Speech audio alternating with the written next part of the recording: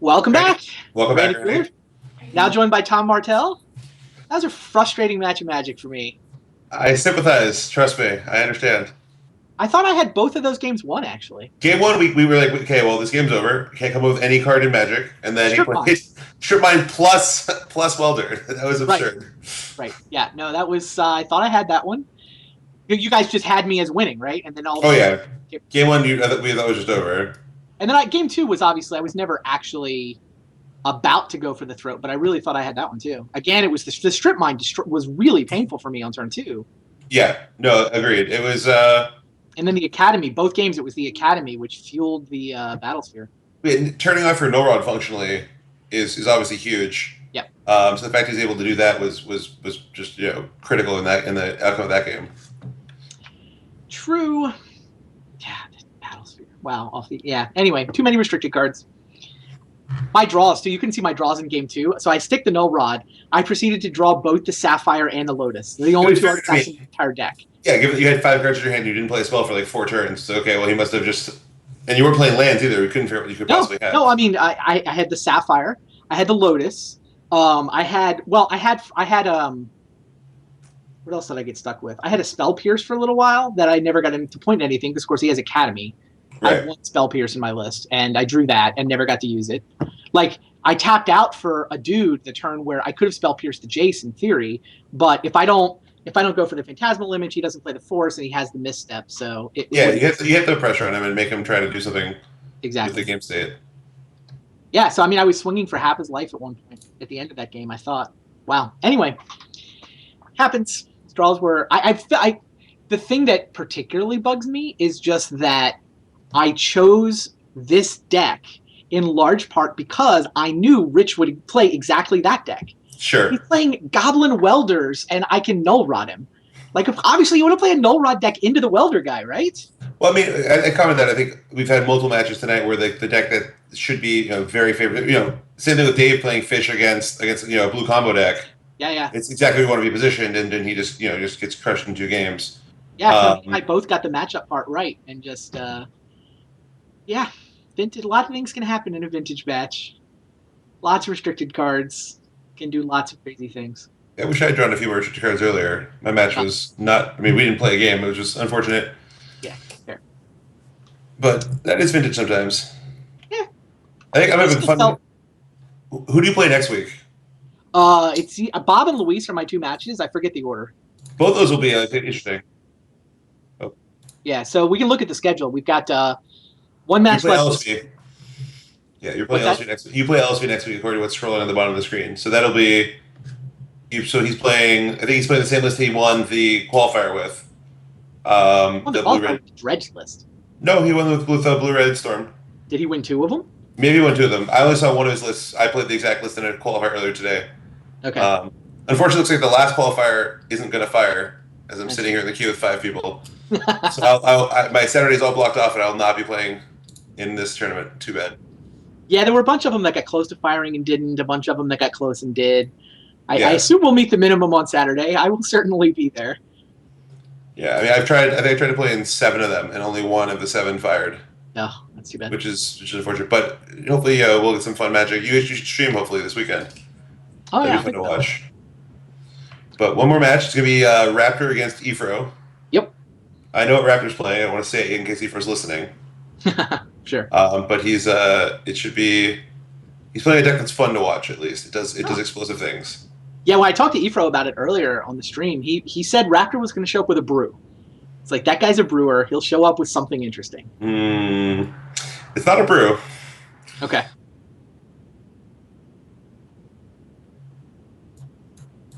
I don't know how to do this. Okay, I'm trying to find the game. You go to format and unselect vintage, you'll be able to see. Aha, I found it.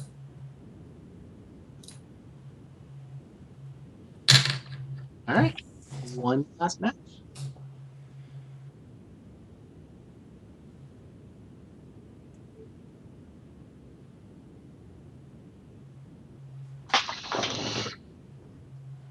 Efro seems like a guy who's going to be on something bluish, sort of traditional control. I played him in 2-man queue about 5 hours ago. I had no idea what I was playing until 5:45. So I was like Okay. accruing and stuff, and I played him. He was playing Bomberman at the time. Wow. He said he's not playing Bomberman when I asked him. Okay. Last round. Although we do see a kind of ugly island here on turn 1. Yeah, I wasn't sure whether Williams and I had the different takes on islands in our Merfolk deck, right? I went for the full art. He went for the sort of old school promos. Raptor plays a mana confluence into a duress. Yeah, so Raptors on Storm, just like very, very streamlined Burning Wish Storm. Burning Wish. So Oaths? No, just traditional streamlined full on Storm.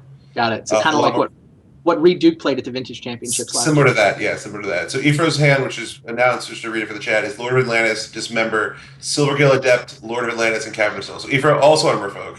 3 Merfolk decks. That's insane. Yeah. Wow, that's crazy. This is not a great matchup for Merfolk. Like the Storm deck can just, a Null Rod is decent, but you're not fast enough. Like you do not win the Goldfish fight. You need to, and I haven't seen a Wasteland come out of Ephro either. Wow. I did not expect 3 of us to play Merfolk. No, I definitely did not. It's pretty interesting. I wanted to play Dredge, actually, but Raptor told me I'm not allowed to. He said I couldn't be that guy. I said, okay. I thought about it. That's what I qualified for Sunday with, was Dredge. Oh, is it? Yeah, no, I 4-1 that, but I figured like once I qualified with it, I was kind of outed. So the gambit of nobody will sideboard against Dredge the gig was up, I figured. I feel like more important than winning, though, is like having interesting matches to watch, and you will never have an interesting match with Dredge. I think it's kind of in a format like this, which is much more about like an exhibition of Magic. I don't like it as a choice. Winning is also kind of fun. Yeah. I hear you. Obviously, I didn't play it. Nobody chose to play Dredge. One Shops deck. Of course, I got the Shops deck. Yeah.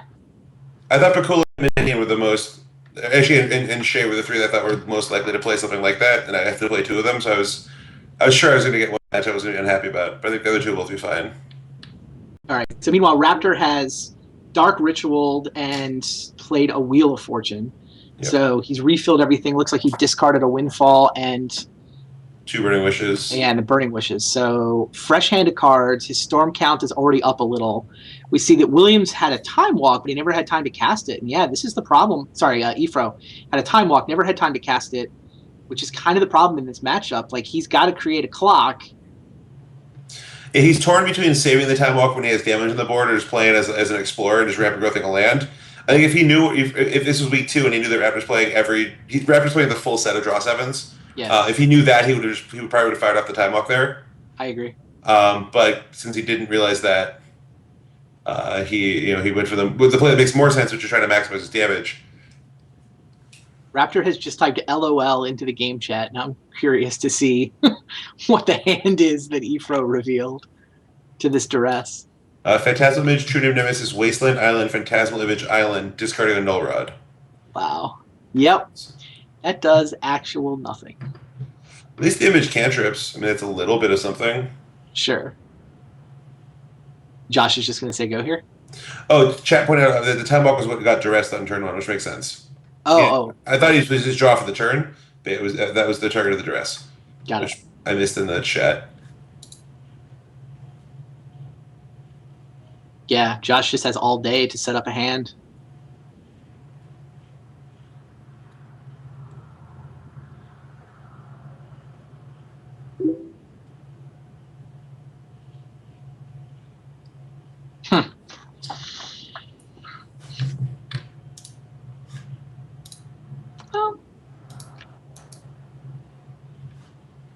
Eric just has to hope he can pinch Josh on mana, right? Yep. That's his best bet here. That's a good start. Yeah. Josh duressing the Null Rod is kind of relevant. Turning off his Lotus Petal and his Moxes is sure. No, absolutely. part of the mana disruption plan. Even more so now. So Josh likely going to go for something here. Is there another draw 7? Could he see him cast something like Time Twister here? Oh, that Voltaic is hideous. Could we penalize him for playing bad art Voltaic? I don't think we have that built into the league constitution. We should add that in. Academy's pretty nice here. Yeah, that's It's huge. a lot of mana. Wonder if he's got any gas, though. Pondering, so 3 shots at gas, plus a possible blind 4th. 2 cards left at this point. It's also in a spot where, I mean, I guess obviously he finds the draw set, he's going to cast it, but Yeah. when he knows how bad Ephraim's hand is, it's a little. Yeah, but he's kind of used up the storm count, right? The fact that he played the Opal and the Key and the Crypt means. But yeah, it means he has a draw set. He's going to be planning on playing. He might be looking for another duress to just make sure it resolves. Versus whatever Ephraim top decked. Yeah, but I mean, obviously he just has. He's going to fire it off. Did he reshuffle off the Ponder? I didn't see. He did not shuffle. So he drew 1 card and then brainstormed into the rest. Yep. Seems like he's just building up storm count at this point. Yeah, he could also be taking a good card from this hand and sticking it into the next hand if. Sure. Well, but it's depends on which one. Right, the Wheel and the Windfall are both in the yard, so. So there's only Twisters left. Time Twister, Memory Jar. Yeah, and Jar here is not great. You take all his mana to play it. Right. Let's see his Lotus as well. Obviously, I mean here his storm count's at 5, I believe. So he's gonna need a little bit more work here before he can actually go off.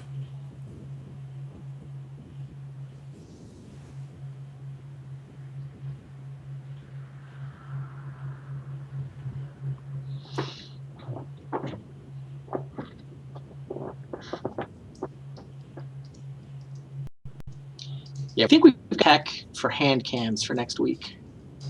Yeah, that'll make this better. Make this interesting. And we do know a decent amount about Ephraim's hand, but it's just a non-interactive hand. So there's not a lot for us to speculate on there. And here we see. Oh, is this Mind's Desire? Maybe he's up to 6. Yep.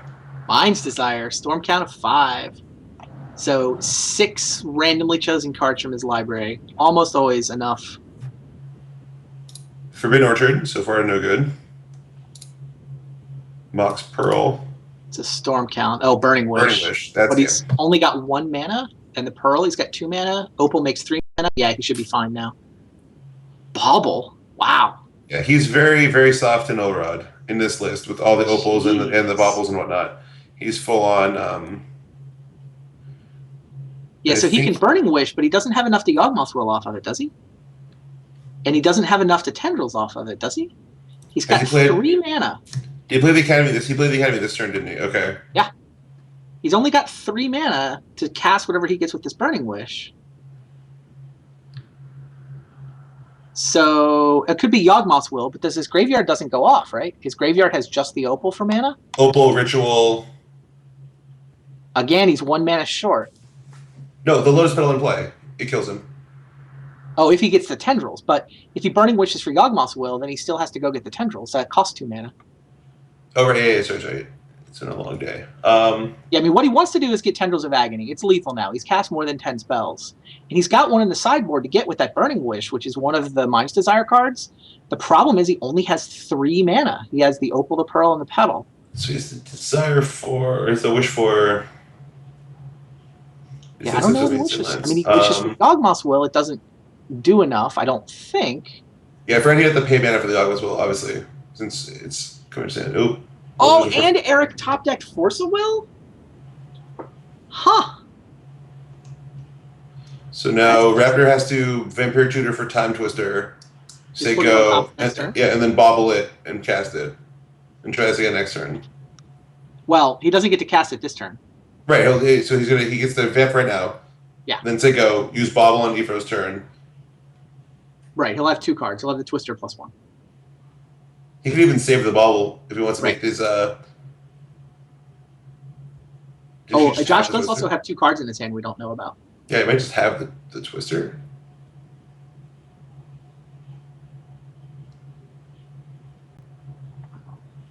So Eric pitched the true name to that Force, of course. What else would Josh be casting? That was the right draw phase for Eric there. Yeah, he has to cast in Twister here. This is Tinkering. Yeah, Blades of Colossus. That's no, it's probably Jar. I doubt there's a Colossus in his list. It's probably. Oh, it's true. If he's playing Super Streamlined, yeah, you're right. Which means he can vamp and tinker right now. So if he vamps, he can vamp and we got Vault. Interesting. So setting up Vault Key for next turn. Oh my. Okay. Interesting. So he gets the Time Vault. He could have gotten a Memory Jar, and he could have, like you said, he could have cast that Vampiric Tutor. It's still hanging out as a Mind's Desire card.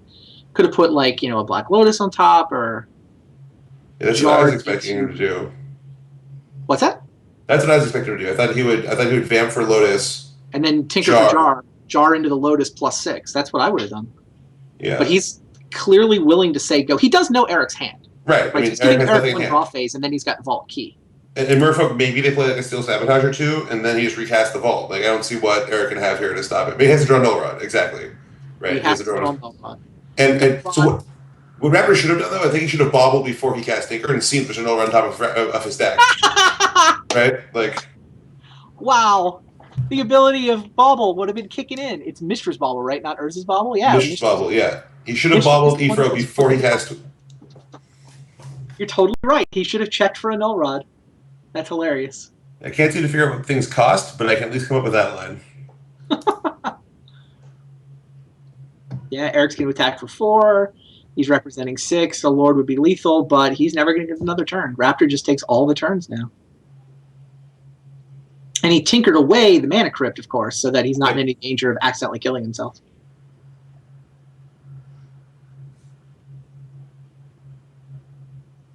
Yeah, well played by Josh. Eric's top deck Force of Will made it interesting. But, yeah, just taking all the turns. I guess Eric want to see more of his deck. He might make a play it out here just so that he can see more of what he's up against. Yeah, he's done. He's seen enough. It's a Storm deck, right? It's not an Oath deck at this point. You can see that. It's pretty straightforward. TPS, the perfect Storm. Pretty good mix of decks we've got amongst these guys. We have 3 Storm decks, an Oath deck, 3 Fish decks. And one. I mean, the gang's pretty much all here. Nobody ran the Dredge Gambit. And it's kind of one Shops deck. It's kind of a weirdo Shops deck. I guess there's not a traditional control. I mean, Rich's Counterslaver is kind of close. Yeah, it's as close as we're going to get. Nope. Well, there's no Dark Confidants. Nobody's on just like Grixis. Yeah, people I think here have the memo that those kind of creatures are just bad. I mean, I think, one, you expect some people to be playing Oath. I thought there'd be likely 2 Oath players. Yeah. Which makes any deck trying to build around those kind of cards, I think, punish. I'm more surprised there's no Delver deck. Delver's not good, especially for this crowd. Sure. I mean, I really thought that Pakula would play it. Okay. Or at least a Pyromancer deck. We do have a Pyromancer. But I thought that's what Pakula would be on. And, I mean, LC's playing Pyromancers, but it's not a Pyromancer deck. He's playing 2 or 3 copies. And that's it's a Gush. I mean, it's a Gush kill you with creatures list. He's got Snapcasters and Pyromancers. Sure. I mean, it's a Storm deck, though. It's hard, right? He didn't show us a Storm kill. He told me he's playing the same list from his Vintage event, and that was a Empty the Warrens was his kill card. I believe you, but we did not see that. We just saw Snapcasters and Pyromancers. I mean, we'll obviously post the lists, but I mean, this will all be known.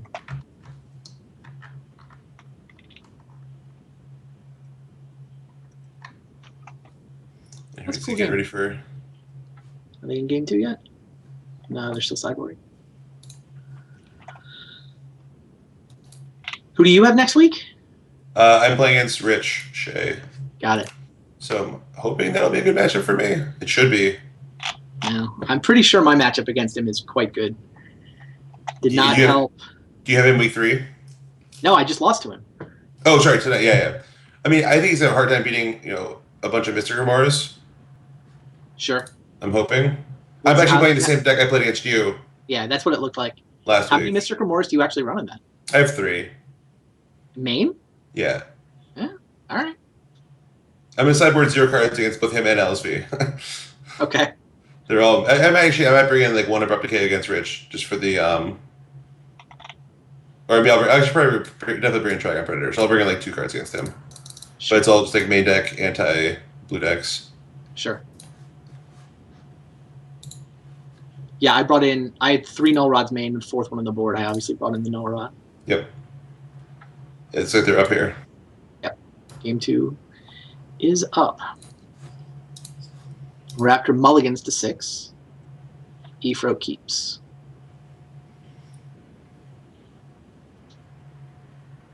Yeah, surprised to see No Rod out of Chris. I know that's a weird stacks deck, but it doesn't seem very good in that deck to me. But it's all about like getting one bursty turn. No Rod makes a lot more sense in Fish. Yeah. I mean, Fish is essentially a mana denial deck. Right. You just figure like between I have a decent clock, I have Wastelands and Null Rod. I'm just gonna mess with the fact you're playing a vintage deck, and I only have like one Mox and a Lotus, so that Null Rod becomes really asymmetrical. Yep. And like every time I look at Rich Shay's mana base, it looks like it does not have enough lands. I guess he's just always assuming he gets to cast Night's Whisper on turn 2 and turn 3 or something. I'll stop whining. Curse Catcher counters a Duress here. That makes sense. I mean, he's playing, what, 16 lands, and he's playing more than a lot of people, looks like. 16 is not that many. Like 16 lands and 8 Moxes, that's not a great mana base. Not if people are playing Wastelands, it's not. That's true. Yeah, I mean, he's assuming he's in a world without Wasteland. Yeah, if he's in a world where no one ever has Wasteland, then that mana base is reasonable. But it strikes me as greedy. It looks soft to Wastelands and Null Rods to me. Obviously, that's why I played what I played. Yeah, I mean, my deck has a mana base where it assumes that no one plays Wasteland or Null Rod. Yeah.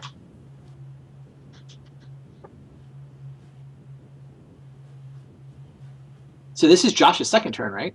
Eric did not have a second land. Yep. Eric did mulligan this game. He mulliganed once. He kept Cavern into Curse Catcher, but no second land, so not much pressure. He did defend his hand. I mean, you can presume he's got like a Force of Will. Probably has a Force of Will. He's not going to keep 6 cards with just 1 land without a Force of Will. Oh, Orchard. So Josh does have Oaths. No, I think he's just playing that as a... It's just the best rainbow? The best 5-color land? I believe so. He might be sideboarding Oaths, but he certainly does not have the main deck. Well, from what if he they're told in the me. sideboard, they come in against Fish, that's for sure. Yeah. Yeah, you could sideboard into an Oath deck. That'd be cool.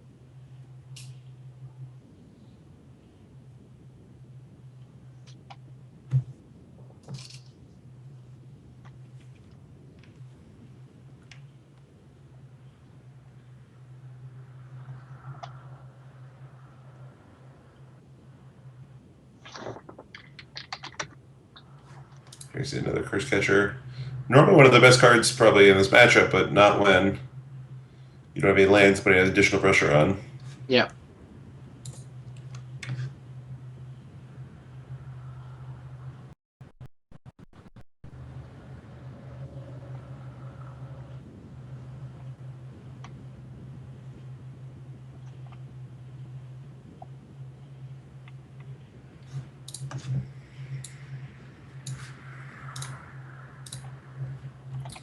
Well, this qualifier is not firing. How sad. There's probably not a 1231. There's just a 930. There is 1230, but if the 930 isn't fire, I can't imagine the 1230 is going to fire. Depends. I was at For the a while, work tomorrow, every other so- one was firing. Because anybody who was in the first one then wasn't in the queue for the next one. Really? They're only every 3 hours, right? Yeah, for 5 rounds. Oh, that's true. Yeah, they know. But it says both things. It calls it a daily in one place, and it links to the 5-round schedule in another. Got it. Okay. So here, Raptor's tanking. He's trying to figure out if he can go off this turn. Through a Curse Catcher is kind of annoying. Yeah, he definitely can be.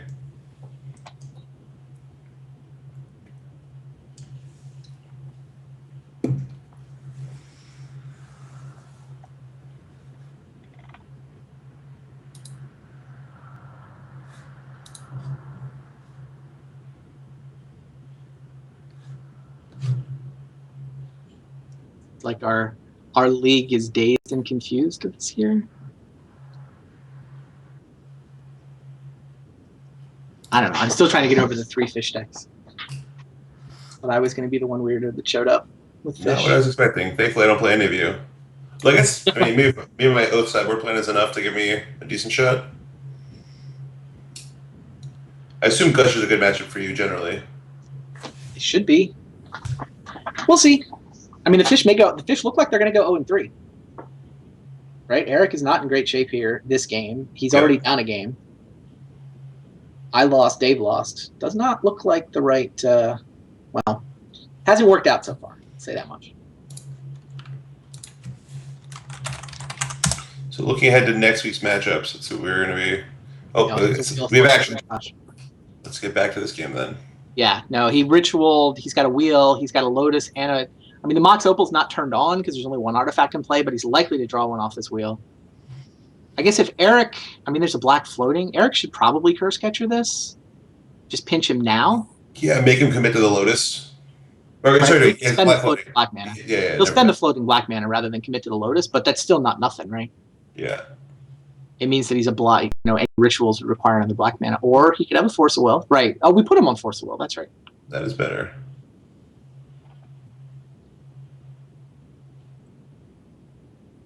Steel Sabotage is the card that got exiled.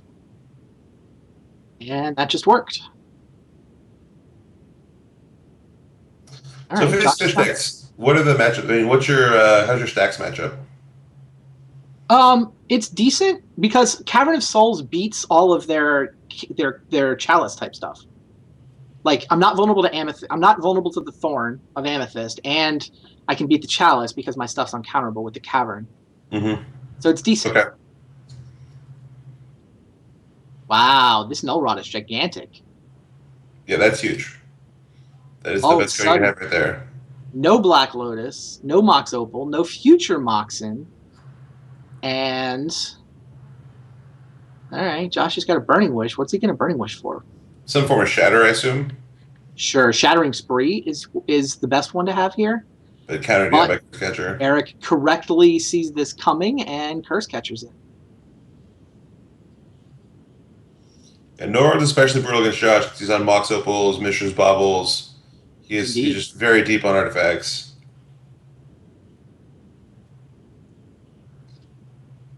Wow, that game turned around in a hurry. Amazing what a second land will do, huh?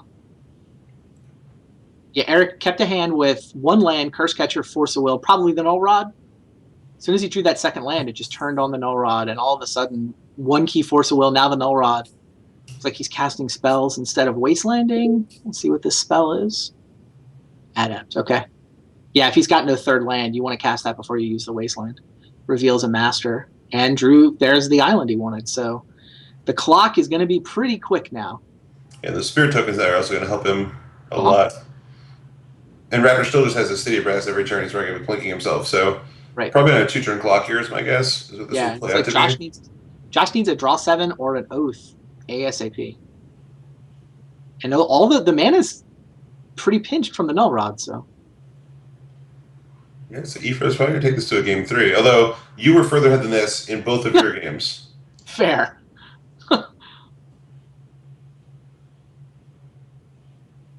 You wonder what is he? And? The card that would be sweet here is if he has a balance in his sideboard.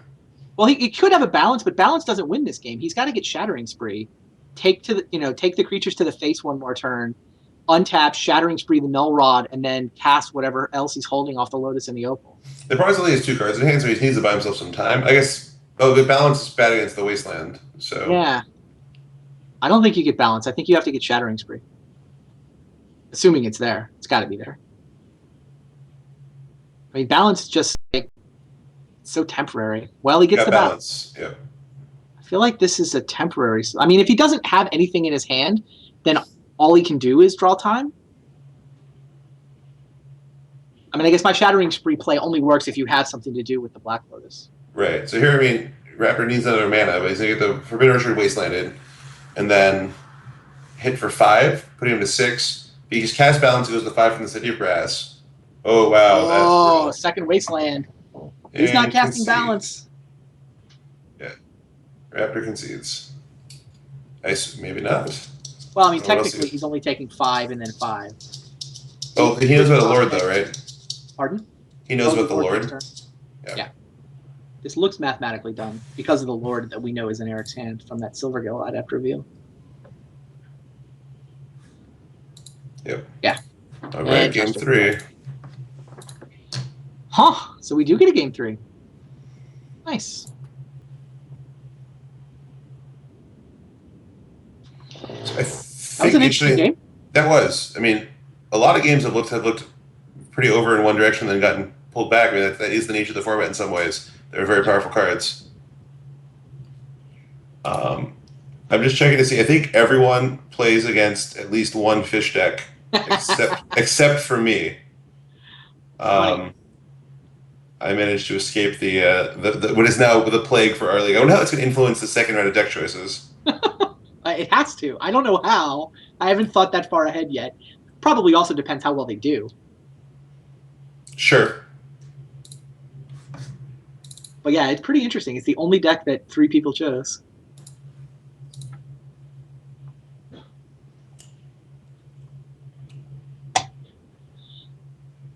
I think we've got the week 2 schedule. We could pull that up if. Yeah, the week 2 schedules. I mean, just the highlights. You're going to play against LSV, so you're going to play against his Storm list that plays with Young Pyromancer and Snapcaster.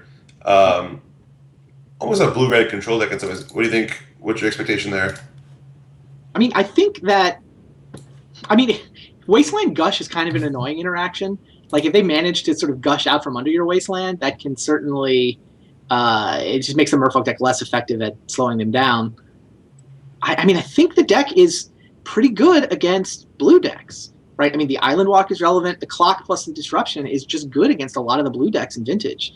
I mean, the thing that Fish doesn't want to run into is, honestly, it's Storm and it's Dredge. Like, you have very little chance against Dredge, barring, like, a random sideboard hate card.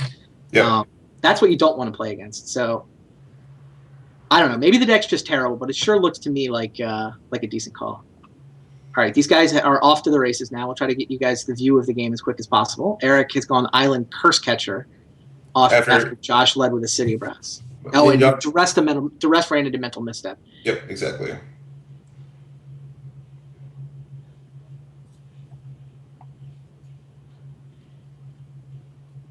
And now Josh, again, there's a lot of calculation with the Storm list, especially when it's a Curse Catcher in play, to figure out what's the best way to provoke it without getting your plan.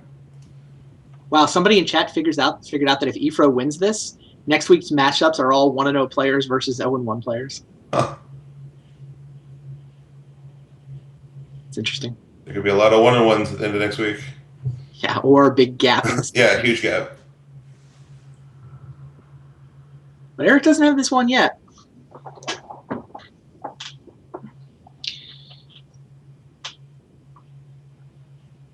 Gosh. Sorry, go ahead. Yeah, I mean, Josh committed to an Emerald, so it seems like he wants to do stuff this turn.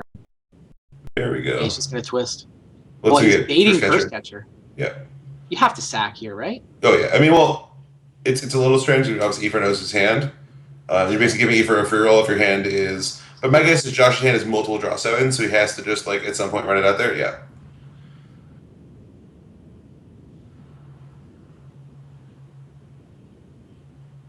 Yeah, I think Eric has to stop that. If he can't, I mean, maybe... I don't know if a Force of Will would have been better. No, I think you use the Curse Catcher there.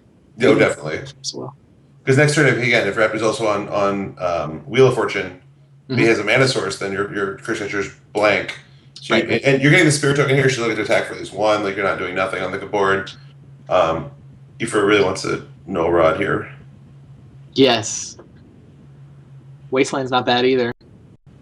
Strip Mine will do.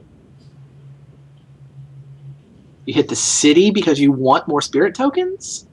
Oh, you're going to cast Silvergill Adept. Reveal another one.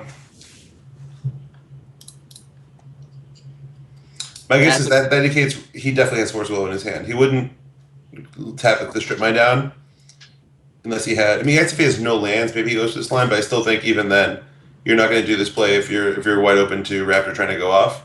Yeah, I mean, the deck normally only has 16, 17, maybe 18 blue sources, so you definitely get a lot of hands that are only 1 blue source. It's like 12 islands and 4 caverns is a pretty normal way to build this. 1 sapphire. Anyway, yeah, it's tough if you use the Strip Mine there and you have no land for the Adept. But all right, Windfall from Raptor, tapping out once again. God, Days would be such a beating here. There it resolves. So Windfall resolves. So Aoife's hand there was Island, Steel Sabotage, Silvergill Adept, Steel Sabotage. Silvergill Adept, sorry. 2 Adepts, 2 Sabotage, and an Island. Yeah, one of those cards was drawn off the Adept. I believe this card's in order, which indicates the Steel Sabotage was the card that was drawn. Interesting. I think I would have just stripped a land and left up Sabotage there. as Ifro, but I understand why I put more pressure on him, hoping that Raptor doesn't have a second draw 7. But I just feel like since Raptor jammed the draw 7 into the Exactly. in the Kirkeshian was certainly is another one. But maybe Ifro's thinking that his hand's actually not very good, so he doesn't mind getting draw 7. So now he has a fresh hand. And has pressure on the board. Like that's a reasonable thought process for Ifro.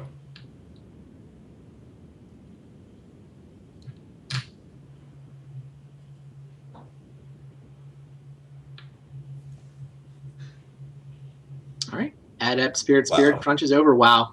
It's a wasteland. Now you just nail 2 lands, right? Or play a Null Rod. Leaving up blue, so he probably has Spell Pierce here. Could be the same thing Dave did, where he tapped his colorless mana, left a blue up. I assume he's got something to do with the blue. Otherwise, he would tap the blue for the Null Rod and then activate Wasteland. Right, exactly. So I think it basically has to be Spell Pierce.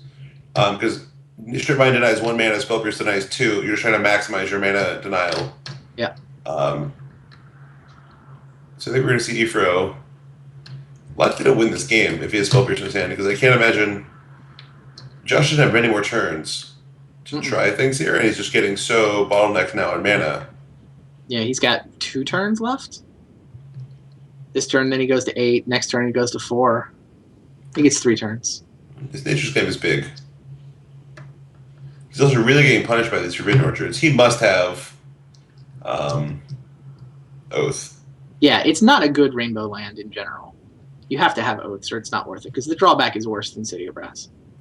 It's still hard to figure out how he's fitting an Oath with Mishra's Baubles, Mox Opals, and it's just a lot of other stuff. I'm on your sideboard. I believe your sideboard theory. But typically, if it's a sideboard plan, you don't need Orchard because you're bringing it against matchups where they're going to have creatures in play. All right, well, let's talk about what's going on in the stack. Josh is trying to Nature's Claim to blow up the Null Rod. Eric is trying to Mental Misstep to counter the Nature's Claim. Josh is brainstorming as a response. Presumably, he would really like that Nature's Claim to resolve, so he wants to counter the Misstep. If Eric had a Spell Pierce, wouldn't he have used it there? On the Brainstorm?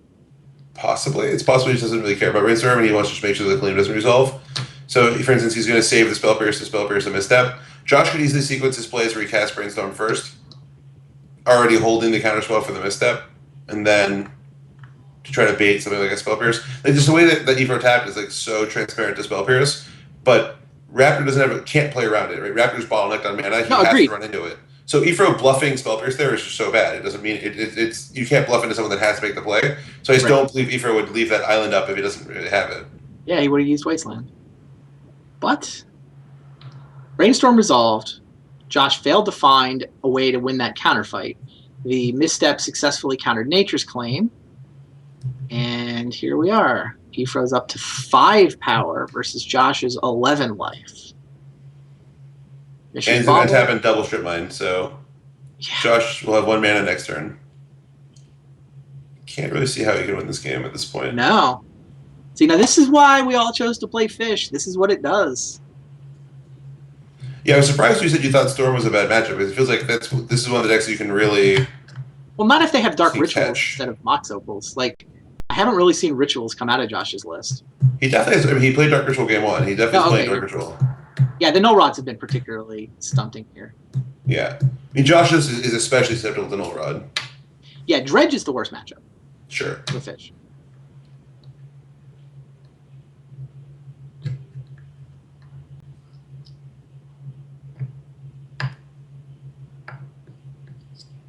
So I think we're going to see Fish go 1 and 2. Yep. We're going to see Storm go 0 and 2. So we kind of also is more of a blue-red kind of... He's a Gush deck. Gush deck. Gush decks went, what, 1 and 1? You and him? Yep. Shops won. I expect Shops will just 3-0 is my guess.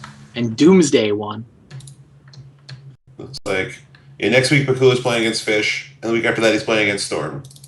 And I suspect Josh will not have... He's playing against Josh week 3. I think Josh will not have a lot in the sideboard for Shops. So we not shock me at all. Chris goes 3-0. And Josh plays another Null Rod deck in week 3.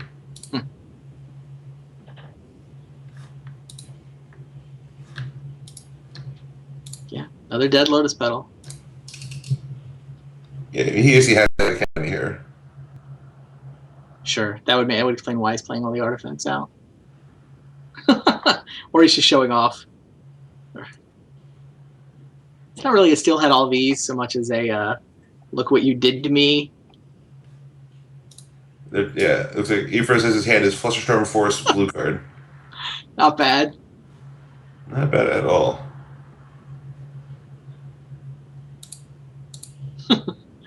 Raptor liked it better when Ephraim's hand was full of True Name Nemesis. That is a lot of artifact mana that Null Rod is doing such good work. Yeah, I mean, this game highlights why I don't especially like this version of Storm, the draw 7 version, because you do all this work with like cards like Duress to clear the way, and then you clear the way to resolve by draw 7. And then, and then you're like, okay, well, I hope your new hand was just bad. Like, right. It seems like it's almost counterproductive to play draw 7s in these lists. I'm not sure really what decks they're actually that good against. Well, there's Eric Froehlich for the win. All right. Week 1 is in the books. Let's bring up the Week 1 schedule real quick and kind of remind everybody what happened and who beat whom. So, first round match was Chris Pakula winning with his Shops deck. Second round, we had Bob Maher versus Luis Scott Vargas, and LSV was victorious. Third round match, Steve Menendian, vintage expert, wanted to show us something, and what he showed us was Doomsday. Took out Dave Williams' Fish deck. I guess the last 3 matches were Fish, Fish, and Fish. Rich Shea running the Counter Slaver deck, sort of Knight's Whisper Counter Slaver that he's been having a lot of success with, took me down, but Eric showed that the Fish are actually capable of winning, beats Josh Utter-Leyton. Interesting that our vintage experts went 2-0. Like both Steven and Rich got the win. It's kind of interesting. Hall of Famers went, 1-2, and Platinum Pros also went 1-2. Although Josh had to play Eric, so yeah. More like an 0-1. Interesting. So we also have the Week 2 schedule. You guys can take a look at what's going to be coming up next week. We'll be back 7 p.m. Tuesday. Hopefully Twitch is actually up at 7 p.m. Tuesday next week, unlike this week. Seems like we got a pretty decent crowd fired up here once Twitch did come back up again. Next week's matches also looking pretty good. Anything in particular you're looking forward to next week, Tom? Well, certainly looking forward to my match to avenge myself. But outside of that, I think the matchup, like your matchup with Luis, is going to be really interesting. Sure. I think, especially with so many Fish decks, we get to see them play against the whole field, and I think it's going to see Fish on Shops with Dave against Chris will be interesting there, and then Fish on Oath. I imagine that one, which is going to be Ephro against Bob, should be a bloodbath. I assume Oath should do really well there. Oath is definitely a problem for the Fish deck. I mean, you're just accidentally turning on this card that they built their deck around a 2-card combo, and you turned it into you just need 1/2 of your 2-card awesome combo. So yeah, so I think the two most, I don't say interactive, maybe the Josh and Menendian are going to be running past each other of a Storm deck gold fishing against a Doomsday deck. The draw 7s there could actually be really relevant in messing up Steve's ability to plan ahead his turns with Doomsday. So I think those actually are almost like quasi-disruption, which would be interesting. And then, we're going to have Rich versus myself in what will probably be a somewhat interactive game, right? He's playing a interactive deck, and I'm playing an interactive version of Storm. So we'll see. We're both kind of playing slow blue decks, right? Yeah. So there'll probably be actually multiple turns there. I mean, as slow as anything in Vintage is, right? I mean, everybody has some degenerate finish that they plan to do that only takes a couple of turns, but... Yep. All right, well, that was Week 1 of the Vintage Super League. I hope you guys enjoyed watching. Thanks for helping out, Tom. We will see you guys once again next week.